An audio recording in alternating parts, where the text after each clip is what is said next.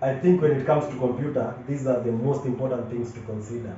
Number one, when you buy a computer, number one is the purpose. Now, the purpose will dictate the type of computer you're going to get. If you're looking for portability, of course, you'll go for a laptop. If you want something bulky, you'll go for a gaming laptop or even a desktop. But for our case, we'll stick down to the purpose in terms of what do you want to do with your computer. For light office work, you can use generally a Core i3 or a Core i5 with some specs like 256 gigabyte of data. But if you're into gaming, you'll probably go for that 1 terabyte NVMe SSD. That will do it for you.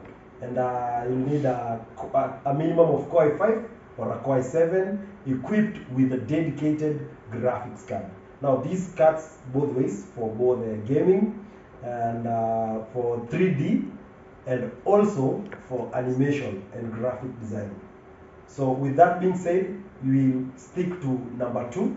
Number two, you will identify your type of budget. Now, if you're on a constrained budget, you can't go for these high-end laptops. So I opt you go for a desktop that you can upgrade it step by step as time goes by. With laptops, you don't have the ability to do the upgrade, or unless for simple things like upgrading your RAM. Now, since we're in the 21st century, a lot of applications are very demanding. So what I suggest when you're getting a laptop, get a minimum of 8 GB RAM if you know you're going to use at least Windows 10 on it. And make sure it's equipped with an SSD. A minimum of 256 GB or 240 GB SSD will do just fine. Why am I so pursuant on saying SSD? It's because SSD at least will give you 10 times boot up speed. So meaning with a normal hard disk you'll take up to 10 minutes to just boot the bare OS and long transfer speeds, but with SSD you cut that by 10. Who said you can't buy time? Number three, at least you have to make consideration of things like operating system. Which operating system will I want to use? So for this, and also this might cut through some budget things like when you want to use something like Chrome OS, you can go with 4 GB of RAM that can handle Chrome OS very well. And if you are looking to use something like Windows 10, you want to use something like Linux, 10 GB will.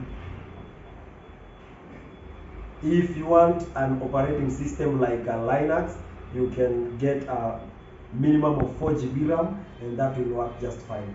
But if you want something specialized and spiced up, something like Mac OS, now that you need hardware for Mac OS, which steps up the price a little bit, but that doesn't mean we can't install Mac on a normal PC. There are some tweaks to do that. We might later get into that if you guys request for it. Let's get some 100 likes, we'll drop a video on how to install Mac on a normal desktop. Now, another important factor to consider, and a lot of people tend to ignore this, it's the type of panel or screen that you're using. So for editing, gaming, and normal office work, we cut through 3 different types of panels. We got VA panels. This will offer you fast refresh rate at a cheaper price, but they are only meant for gaming.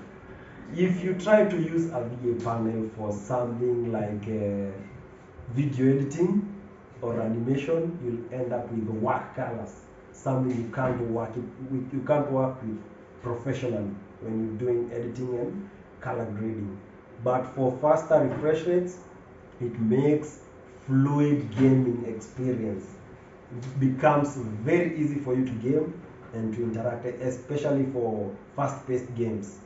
Now, if you're doing editing, I'd prefer you go with something like an IPS panel. If you want an IPS panel that's capable of gaming, you'll have to shed some extra dollars on that, because the IPS panel with a minimum of 144 Hz refresh rate will be a bit higher in terms of pricing, but they get the job. if you want amazing quality for your entertainment and rendering, you can go with an OLED panel that will give you those dark saturation of colors that look amazing. And the other thing you have to consider, but this is a secondary factor, is the battery life. So if you're talking about a laptop, if especially you're doing office work and you move a lot, you'll need a battery life that can last at least 8 hours. And the only contender machine I've seen beat that time is an Apple M1 and an M2. They give you around 12 hours of use without having to care a lot about whatever you're doing on your laptop, be it watching movies or office editing. They'll go barely over 12 hours. So with that being said, stay tuned for the next one. We'll not discuss about petty things like colors on this one or the build quality, because the budget will determine that. See you next.